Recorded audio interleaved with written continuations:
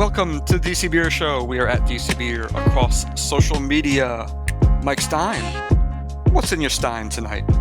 Well, Jake, I am having an old beer with a new recipe. It's DC Brau's The Public Pale Ale. It's also got a snappy new can. You know, a lot of cans these days have stickers or wraps on them, but this is a printed can. And The Public used to be a little bit stronger. It's now 5%. But between you tweeting out that DC Beer has a new recipe and editor emeritus Bill DeBon asking me about the new recipe, which I have zero insight into other than it's not as strong as it used to be. It smells great. It looks great. Let's see if it tastes great. Spoiler alert, it's quite tasty. Richard, my good friend, what are you having? Do you have any beer this week? My friend, am enjoying the lovely taste of Mosaic and Nectaron in the hazy IPA from Blackberry Farm Brewery, the Coyote Tactics. As many of you know, I now live here in Maryville, Tennessee, which is also the home of Blackberry Farm Brewery. And Blackberry Farm Brewery has just recently been sold to another local hospitality brand called, well, actually, I can't remember what the brand is called. But they are owners of a number of restaurants, a brew pub, and other wonderful establishments, mostly around Townsend, Tennessee, which is east of where I live. So while I am sad that Blackberry Farm Brewery has been sold, I am happy that it's been sold to locals. I was in the tap room the other day talking to folks. It looks like they're basically keeping all the staff. So even though the name is changing, wonderful. It's going to be the same high quality beer in my small suburban town of Maryville, Tennessee. So, Mr. Jake Berg, Scoops, what's in your glass tonight? I have, thanks to our friend Jerry from Share a Pint, handed me at the last beer share a can of Aslan's Fest beer. And so I thought, a nice brisk evening, I'm going to go ahead and crack this. I'm not saying it's a top 3 lager, but it was quite drinkable. They did a good job with the Fest beer, so keeping it lighter, sweeter, a little bit like that, kind of like buttered brioche, as opposed to a Märzen, something a little bit more copper, darker colored. And 10 minutes later, my Stein was empty. So a little bit of like a vanilla note that I wouldn't have put there, but again, a perfectly quaffable beer. Yeah, this DC Brau Public reformulated is very quaffable. So that a beer should be digestible and easy to get through. If you're getting through it in 10 minutes, it's a drinker. Yeah. It may have some complexity or something to hang on to, but it's really interesting because we spend all day, week, month without drinking, right? Some of us do sober October or dry January. Shout out to everybody cruising through non-alcoholic beers now. We just found out that Sierra Nevada is not going to introduce 1 but 2 non-alcoholic beers. There was a trade publication today mentioning that we have a non-alcoholic pale ale and a non-alcoholic kind of lager-esque crusher from Sierra Nevada. And the trade pub mentioned that Sierra Nevada is the bellwether. And as we've seen Sierra Nevada put beer into 19.2.1 ounce cans, the stovepipe or stadium cans, the idea that you need 19 ounces to get through a few innings or the first set or the first act of your concert or musical. We've seen locals like Port City do that. We've seen breweries from further afield, like New Realm, put beer into the 19 plus ounce can. So Sierra Nevada, definitely the bellwether. Interesting to see the non-alcoholic beers coming down the pike. But we love the local beers, especially DC Brau, putting this into new cans, printed cans. A lot of good stuff coming around town. Jake, what else are you looking forward to that's coming down the pike, happening around town? So one thing I'm looking forward to is Right Proper's 10th anniversary coming up. So we've got this reformulated Public Pale Ale, the first craft beer that DC's first craft brewery introduced. And so then next up, we've got 10 years in Shaw for Right Proper, and they're also going to celebrate 10 years, even though it hasn't been 10 years in Brookland. That actually comes first. So that's going to be Sunday, the 3rd, with a record fair, some food vendors in Brookland, 12 to 5. And then the 10th, a ticketed event that I think is going to have a bunch of vintage Le Flaneurs, the vin de céréales, which, if you know French, that just means it's a barley wine. I know Bobby Bump just came on in and racked the most recent batch of that, but there are going to be a whole bunch of vintages happening there as well, and that's going to be on the 10th. Again, Eventbrite, I think it's going to be open bar and such, and so happy 10th to them. We will see many of you there. That's right. We're super excited for the barley wine, or the vin du céréal, if you will. Bobby Bump brewing up a storm at Right Proper. We love to see it. We're grateful to Bobby as well as Leah and Thor, both at the T Street Pub and the Production Hub. So we're really excited. We saw they have a bunch of new events with the new IPA coming out around town. They're at Church Key. They're in, I think they're in various locations around DC proper, as well as the Metro DC region. So make sure you're following DC Beer on all social medias. If you're on IG, Instagram, slide into those DMs. Brandy will get back to you. If you're on Twitter, Jake or I will get back to you. The same on Facebook. What other things are we looking forward to now that we're getting into December? One thing that's coming up, and really it's multiple things, but it's one event writ large, is December is for holiday markets. And there are going to be many, many, many holiday markets coming up, which is going to be excellent. Hellbent is going to do Record Fair tomorrow, Saturday the 2nd. They just released a bunch of beers for their 9th anniversary last month. Brow is going to do a crafty drafters market. And our very own Brandy on the 17th at Lost Generation is sort of curating, hosting, coordinating a market there on Sunday. The day before that, Saturday the 16th, we're partnering with Metro Bar on a winter seasonal tasting event. And that brings us to our first guest of the show. I'm here with John from Metro Bar, and we're putting on a holiday beer tasting event on the 16th of December. The 12 Beers of Christmas. We've been planning it for a couple of years now, and we're excited to have 12 local breweries, 12 different beers, all come out around the holidays with a range of flavor profiles and styles. So, don't expect everything to be a spiced ale, but there will be some of those. So, how did you come up with the idea to do the 12 Beers of Christmas beyond the 12 Days of Christmas and the rampant commercialization and all of that? Yeah. Well, we opened the bar and we wanted to carry or focus on local products, local beer, local spirits, local culture. And we started working with actually Erica at Craft Beer Cellar, and we were doing some Black Brewers tasting events, women in brewing tasting events.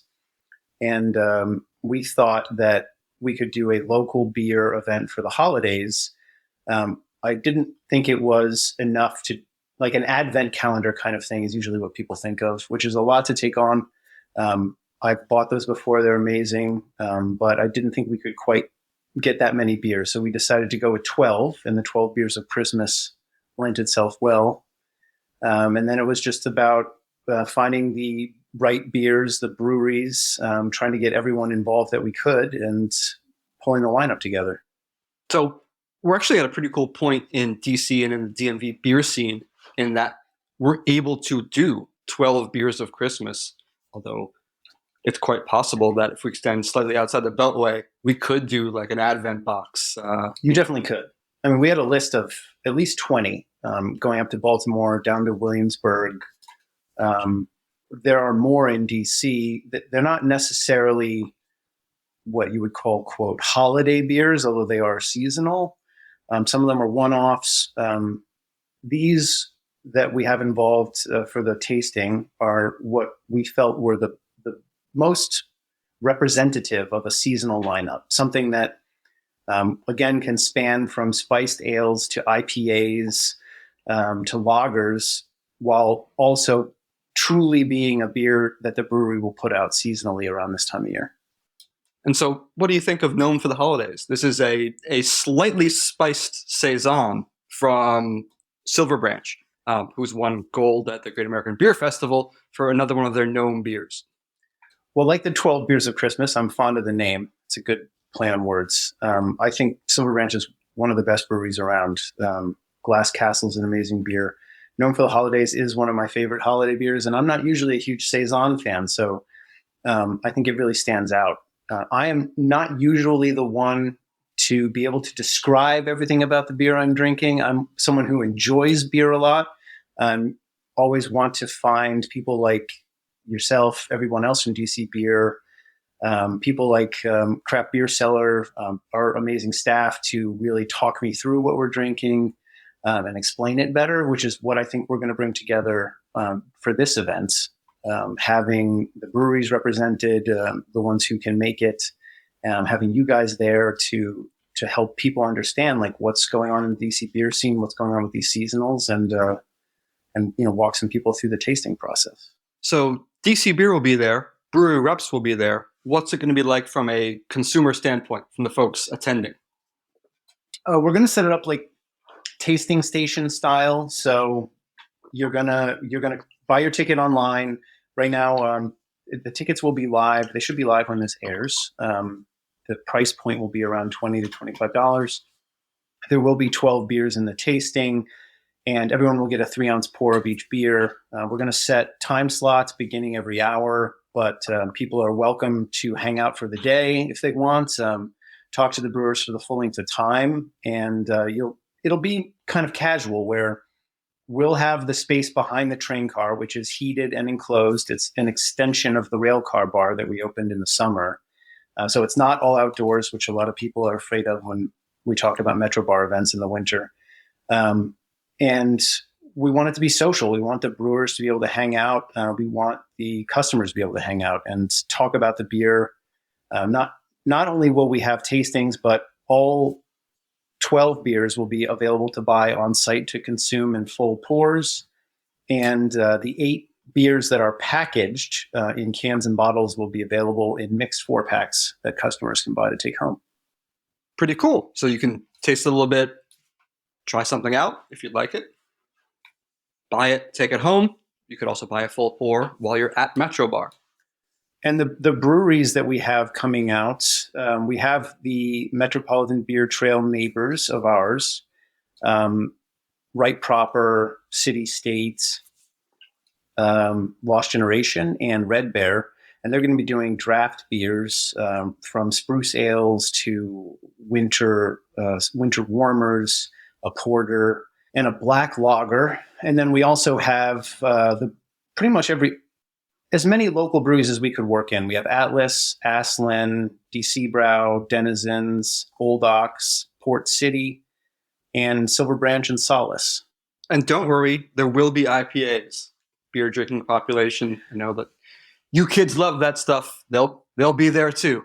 There will be. There may be a giant flaming zombie polar bear, which would be Atlas's double IPA for the season. And also, I think the Aslan beer is an IPA. It's a holiday IPA with a little spice in it called Tyson's Grandma. So it's going to be an interesting mix. I think it's going to be a really fun event, and it's the sort of thing we would like to do annually. And we could make it bigger and better year after year. That's right. The more breweries, the more winter seasonals there are. And hopefully we can keep more breweries running and operating and opening as the years progress. I mean, I know Urban Garden is working on their brewery. Once that's up and running, we'd love to have a seasonal on their ends. Cool. John, thank you so much for stopping by. We will obviously see you on the 16th at Metro Bar, if not before. Watch this space as well as Metro Bar's social media for more details. This episode goes live on Friday. Ticket link should be live at around that time as well. Great. Thanks so much for being here. Thank you, Jake. Yeah. Look forward to seeing everybody at Metro Bar for some holiday cheer. Cool. Thanks, John. But wait, there's more. I'm here with Emily Brown, beverage director for many Andy's Pizzas in DC and Virginia, soon to be more in DC. Foggy Bottom coming soon. Where is it going to be, Emily? It is in the Western Market location, 2000 Pennsylvania Avenue. Very nice, very nice. I have very fond memories of 2K Penn. I was a graduate student at GW, and so I know Balducci's, the late great Kincaid's, La Prima for the Italian sandwiches, and of course now they have Captain Cookie and the Milkman, so can't go wrong. Oh yeah, the cookies are great. Yeah. I didn't know you went to GW. Congratulations. Thank you. Smart guy. Yeah. You're welcome. All right, so I figured we'd start by talking beer. Andy's has locations in DC as well as Virginia. And also now Bethesda. Oh, there is one in Bethesda now as well? Yeah. And Foggy Bottom is the newest, which is opening this weekend. But until then, Bethesda is the newest. All right, we want to jump right in. What's it like buying beer in Montgomery County in 2023? Montgomery County is a terrible place to buy beer. There's the fourth tier with the government. I'm working, very hard to get an interesting selection for people, but because you have to send everything through for approval that takes forever, there is no getting shilling there for me right now. I would have to get an entire pallet, which for a singular Andy's is a lot of shilling, as much as I love it. Maybe I could partner with Dominion and, maybe partner with NRG over there. But yeah, we have a good selection, but Virginia and DC, it's easier. So between Virginia and DC, what's it like dealing with the various bureaucracies there, setting aside Montgomery County? I mean, just to be honest, I love the people that distribute to me, most of them, and they go above and beyond to take care of me. It was really hard when I first came to town, but now I'm able to get kind of what I want the guests to try. I'm able to get the things I like. People go out of their way to source product that I'm interested in, and I'm not the only one interested. You've got Jensen at Highside over there. You've got Dominion. Obviously, you've got Greg Enger running programs in both states. So I am in the mix with all of that stuff, and I don't have a hard time with it anymore. It's great. Cool. Are you able to transfer anything between locations across state lines? Absolutely not. And definitely not that I would say in a podcast, but I'm pretty sure legally, no, never. Fair enough, fair enough. Yeah. You notice any differences in terms of what gets sold, what gets consumed, what people are ordering? I will say in Virginia, the hazy IPA craze seems like very alive and well, whereas in DC, while it's still very popular, people are, as you know, reaching for a dark lager. They're reaching for, a multi beer or just a Pilsner. And that's all being had in Virginia too. But if I put a Fidens on in Virginia, people lose their mind. And in DC, they're like, this is really cool. Like Church Key has it too, that kind of thing. I've had some trouble eating while also drinking a hazy IPA. Do you have any go-to pizza beer pairings for hazy? For hazy, I like to do kind of we have a sausage. Our carnivore pie really stands up to an IPA, whether it's a West Coast or an East Coast. I also think a white slice with a little hot honey so there's not too much action going on and you can just let the hazy IPA go. But honestly, if you want that juicy, fluffy cloud of Deepa, I think if that's your thing, you're pretty chill to have it with a pizza no matter what, right? Yeah, fair enough. Yeah, I would go either strong toppings or kind of no toppings. I think, a delicate margarita is not going to do well with that kind of beer. I'm intrigued by this white pizza thing, but what I've been telling people is the hazy stands up very well with swordfish, scallops. Oh yeah, scallops. I would love a hazy IPA with scallops. Everybody hates on the hazy IPA so much these days in the beer world, and the people that do it really well, and I still really enjoy them. So you shouted out Fidens. What are some of the other breweries that are out there that you want to give flowers to for their hazies? For their hazies, I will never get tired of Bissell Brothers. I will never get tired of the old Big Cat at Ocelot. In Richmond, which sometimes I consider local, You've got phenomenal things always coming out in that department from the Veil. I am a huge fan of Final Gravity. Everybody knows. I love them. I want to do an event with them this winter, so we'll see if we can make that happen. And then up in New York, I'm a big fan of Finback Cool. in the hazy department. Yeah. So speaking of New York, is that sort of like where you got your start in beer? Yeah, absolutely. I still do 3 programs there. But I got started bartending on the side in a little tiny craft beer bar called the Rabbit Club. Picture a pitch black punk rock basement with 100 beers on the list. When I started there, it was all European. And now that I'm doing the menu, which took years to get to, I've kept it 50-50. So 50% domestic and 50%, the old school Orval and the like. But yeah, if you're ever in New York, please go down. I'll let them know you're coming. Absolutely. So how did you get in with the Rabbit Club and sort of come into beer? So Rabbit Club is right in the village. And because it's so small, the bar couldn't really afford its own security guard. So the owner didn't want to hire any female bartenders, not because of any kind of sexism, because bars in New York are open until 4 a.m. And a bar like that doesn't need security on a Tuesday night. But having a woman there alone, unsettled him. I would come in as a regular. I found a Goes for the first time. And that's when I learned there were things other than Miller Lite. I fell in love with the place. And eventually one of the old school bartenders, had some sort of like a family type situation and moved back to Texas. And the guy was in a real bind and they let me have my first shift. And then I started working there full time. And from there, I got so into beer that I also started working at As Is, which is where I got more into American styles. I'll never forget working in Other Half Tap Takeover at the crux of that movement. I'm thinking, this is so awesome that I can taste the beers before these guys in line. And also, I'm going to make so much money. So I'm grateful for the backbone of understanding like the Trappist ales and the old school stuff. But then learning kind of the new craze was the perfect combination for me. Cool. And so how did you come down to DC from there?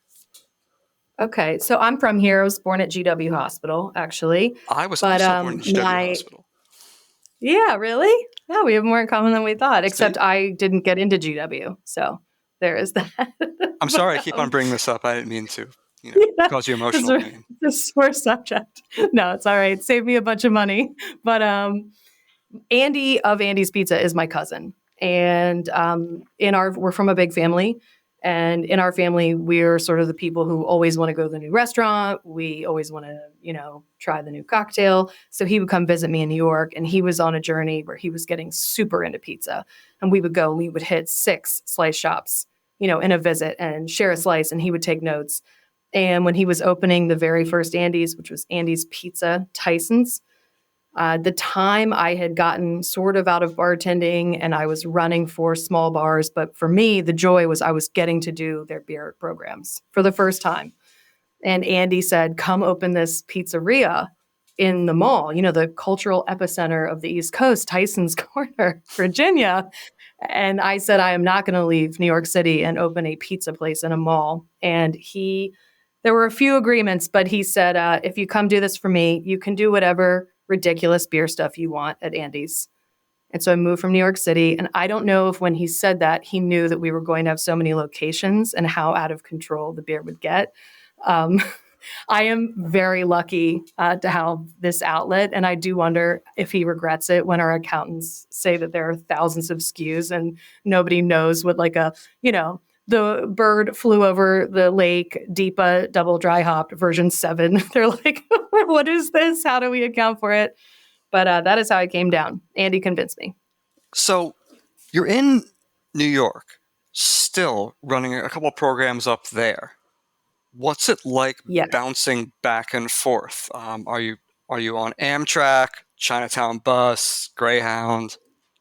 On occasion, the bus, but I try to plan in advance. I love Amtrak. I can get real work done. I will work on stuff for Andy's, the whole way up. I have driven when I want to pick up kegs to bring back to DC. Wayward Lane is a new favorite of mine, and you can't get their beer down here. So I have like muled some stuff on occasion. Andy's is my main gig. And then on the side, though, I am in love with this little bar, the Rabbit Club, and I've been doing it for long enough. I don't mean it's phoned in. It's just I'm so ingratiated in the beer world now, ordering for all of the Andes, that I don't have to sit there every week and taste beer. I know who does what I like. I go up about every 5 weeks. I do beer for the Green Zone here in DC too, which is a totally different program. And it just makes me kind of always, I'm in the know in a lot of parts of the country. I think you could hire me in Miami and I could do it from here. Maybe that's just, high hopes, but it's not too bad. No, and if you want to open up a pizza place there, and you've got Civil Society, Three Sons, Jay Wakefield, Angry Chair, here and there. I'll tell Andy. Let's take this show down to Miami. Yeah, put a Cuban sandwich or like a medianoche, toppings on a pizza, and have at it. I mean, coming from New York when nobody knew me here, it did help some. Like I remember Oxbow reached out on my behalf. They're like, who is this random person in the mall trying to get this product? And to have someone of that sort of clout say, hey, this person is really passionate and maybe you should email them back, really was helpful. So previously, earlier in the conversation, we've got like a pretty good idea of what sells where. Are you putting stuff on and it's not moving for whatever reason? I do. Every Andes is different based on the deal that we get. Some have more drafts than others. But in general, I really think it's all about how excited the staff is about it. I will say there were a few things that I picked up of like a sour donut fall beer that was harder to move because 16 ounces of a apple cider donut beer might not be what everybody wants. But I mean to tell you, things that are not for me, they're selling. All of my favorites are selling. I'm moving a 750 milliliter of some rare champagne beer from Belgium. I couldn't believe it. We're down to our last one. But the staff is talking about it. So yeah, some places a smoke beer sells better than others. But generally speaking, I would not say there's a category that I am ictioning. Since you mentioned the imports, how has that been going for you over the last couple months or so with the dissolution of Legends and then the various imports that they brought in going to other distributors or in some cases not getting picked up at all? So, for example, I don't think there's anyone who distributes Saison DuPont in DC right now. Yeah, I mean, Saison DuPont is arguably one of the best beers ever made, in my opinion, and certainly in its category. And I had it on tap as a fixture at Noma, and then I would bring it in, here and there at all the stores, and people are so happy to see it on tap. It sells very well up in New York. That is heartbreaking for me. What I did is I got, Reverie brought me some Fantôme. And it's not saying one is better than the other, but I'm going to find something of a similar caliber and hook it up. Will I be able to get, Saison from Fantôme as easily and frequently? Will the staff put on the wrong coupler and ruin the entire keg? Yes. Like the one ways that are from Europe, and then accidentally, if someone forces a coupler on it, you could lose the whole thing. I don't know if Greg has that problem. I think he makes sure that everything is done, according to plan. But I have a great rep, formerly of Legends. His name is Sam, and he's now with the new company. And he knows what I like, and he lets me know when he has the good stuff in. But yes, I'm devastated about Saison. Somebody should have it. I mean, it's ridiculous. Yeah, I mean, we're recording this right after Thanksgiving, and I was a little bummed because to me, that's the go-to Thanksgiving dinner beer. Nice carbonation, little acidity, nice and dry, plays well with everything. Right. I mean, I can drink it year round. And I don't know. I think it is so rarely seen, even when it was in town. People are thrilled to see it on a menu. And what I've noticed is of all different ages, whether it's a reminiscent trip that they made to Europe or they're a beer nerd or, something like that. But I really hope somebody picks it up. Fingers crossed. But I'm going to keep getting good stuff in from Europe, just from somebody else, whatever I have to do. Excellent. So you've got a bunch of different beverage programs that you're running. Yes. What does the education component look like for the staff across not just Andy's Pizza, but also a place like the Green Zone that is a lot more cocktail focused, and then the beer is there sort of to complement that? Yeah. So for me, sometimes, I do find myself running around, and I know that when you said to me, what's not going to sell, the beer that's not going to sell is something kind of weird that the staff doesn't understand. So then they don't tell you, the guest. So at Andy's Pizza right now, we have a beer packet written by me. It is not a Cicerone course. It is for someone who's really into beer, but also someone who might have started at Andy's and they know how to make cocktails, but they don't know exactly what an allagash is. If you walk into an Andy's and you want to have a Blue Moon, while I don't carry that, I want the staff to know that they ought to recommend this wit beer or this sweet beer, And I want, when you come in, Jake, and you go, I'm in the mood for an IPA, I want my staff to say, cool, are you interested in an East Coast or a West Coast IPA? I don't expect them to talk about like the molecules and the atoms and like the dandelions that were picked necessarily. If they're interested in that, we are willing at Andy's to send them for their Cicerone. But I just want them to be able to go, oh, you like regular IPAs. You don't want this hazy stuff. Let me get you this awesome West Coast IPA. So we're doing a quiz. The winner in DC and Bethesda, anyone with a perfect score gets a gift card to Lost Gen. So I'm hoping that's going to be a incentive. And then over in Virginia, the top scores or perfect scores are going to get gift cards to Ocelot. Green Zone, the staff there is so curious. Those people go to sleep at night dreaming about tinctures. They are some of the most creative people ever. Any information I get them about the beer, they soak up like a sponge and they cannot wait to spit it out. That is a very easy education situation for me because of the types of people that are interested in working there. And in New York, I just do that. I send all the tasting notes. I never give 20 notes. I go, this is the thing that everyone's going to want. Like, let's say we have Heady Topper, but this is the thing that nobody knows what it is. And this is why it's special. And this is why you should push it.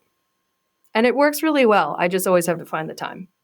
So in DC proper, I feel like there's certainly fewer beer events going on, as well as there are fewer beer bars, beer-focused bars with programs than there were 10 years ago. What's it been like doing beer events in the city? So I mainly blessed by the fact that energy is here, getting to be in town during Snally, getting to attend is just absolutely, as a beer lover, it is so fun. But I threw an event the night before this year, and it was awesome. Like, it was pizza, it was anti-hangover sticks, it was awesome lagers from all over, and the place was packed with beer. People that work in beer, brewery owners and brewers and things like that. But it was packed with guests of Andy's that wanted to come try it. It couldn't have gone better. And were Snally not in town, could I put that together? Sure. Would it be as easy for me? Hell no. So I'm really grateful for that. I will say, though, that, if you Google right now, best beer bars in Washington, D.C., unless something has changed very soon, we have never made a DC eater list. We have never made Infatuation. And I think that we have some of the absolute best beer in the city. And I don't know how to get those people to know. I would like to show the GMs at Andy's Pizza, show the staff when the beer maps are hard to follow or it's a pain in the butt, how often I rotate. I'd like to show them, like, the people are really into it. And our sales in the category show that it's the favorite thing to drink at Andy's over cocktails and wine typically, but we're not on any of those lists. So it's been great having the events because of Snally, but there is a very big shadow there. But we're going to keep going and doing it. I'm planning an event with Wayward Lane and The Seed coming up this winter, and I'm really excited for that. Kind of some, smaller, weirder things. So The Seed, I know, coming out of Atlantic City, although for the time being, what's Wayward Lane? So Wayward Lane, I am in love with this black Pilsner they make. They make phenomenal, all the crispy categories. They make great West Coast IPAs as well. They won gold. They won #1 best new brewery in New York this year, 2023. I was really loving their stuff before that happened. And then when that happened, it was very exciting that I was already working with them, and they hand deliver. The owner brings everything himself. Really nice guy. They've done some events at Tourist. I mean, they're top notch. And I'm just excited to bring something down here that, except for when I got them down for the Girls Inc. event, they were on, I think, one line. It was a charity event. I don't think anybody's really had them. And the Seed has been down a few times, but not very often. And I know that they're thinking of doing a collaboration beer, so we'll bring that in for the event. Excellent. When does Andy's Pizza Foggy Bottom open? So we got our liquor license today. If you came by for a slice tomorrow, Jake, I would give you one. And the moment that some alcohol comes in, which could be as early as 11 a.m. or as late as Thursday, I would hand you a drink. Cool. I think our official opening is Friday. I was going to say, this is recorded on Tuesday night and it goes live on Friday, which means that, fingers crossed, all goes well and you all should be open. Oh, yeah.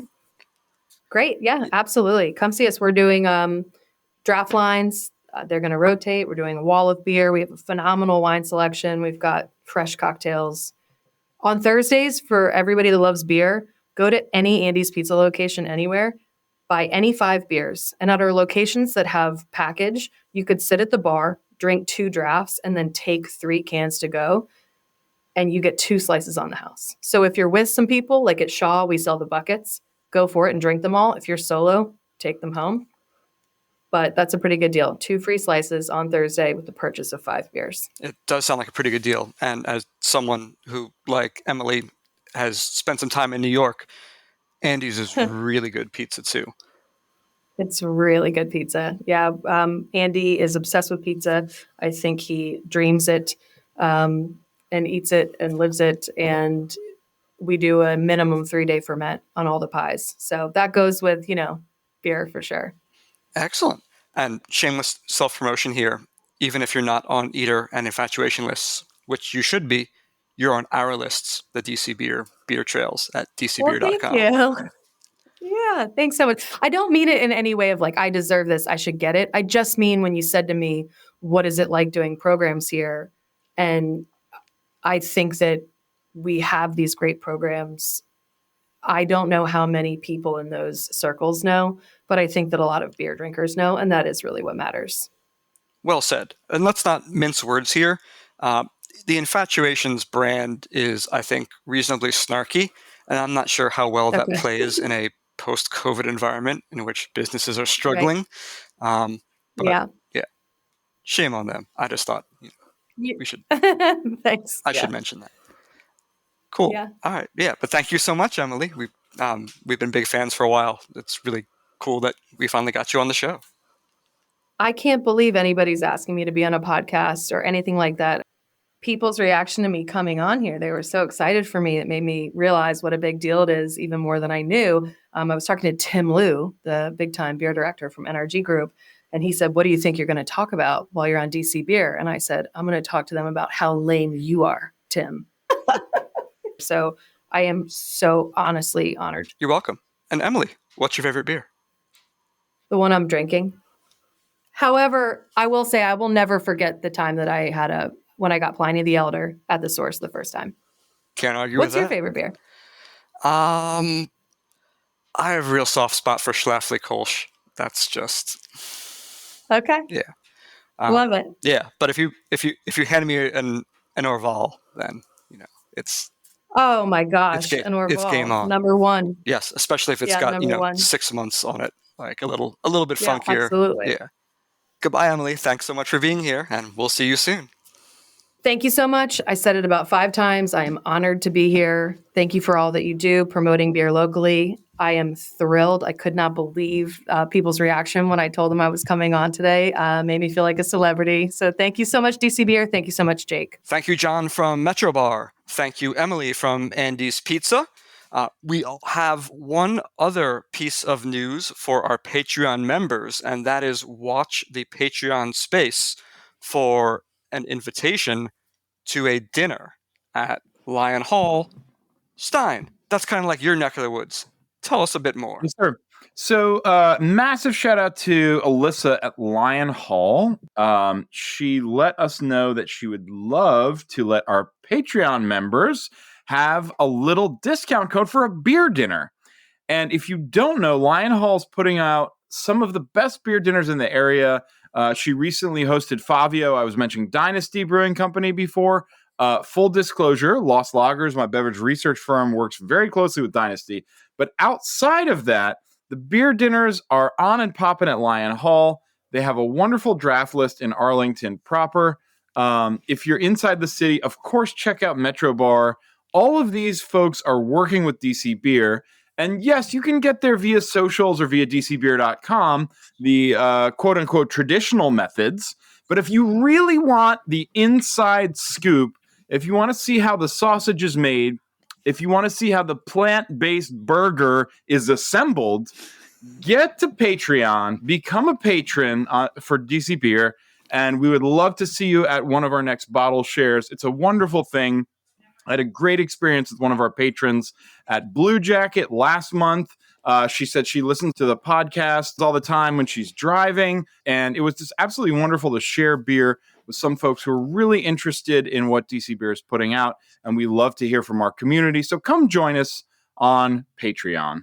You can find us at dcbeer.com/Patreon. That's where you're going to get discounts to events like the one Michael just talked about. That's where you're going to get discounts at craft beer cellar and other retail outlets, where you can get discounts at breweries and tap rooms all around town. dcbeer.com/Patreon. Thank you all so much for listening. We are at DC Beer across social media. Be well and be excellent to each other. Happy holiday season. Glug, glug, glug, glug, glug. Glug, glug, glug, glug.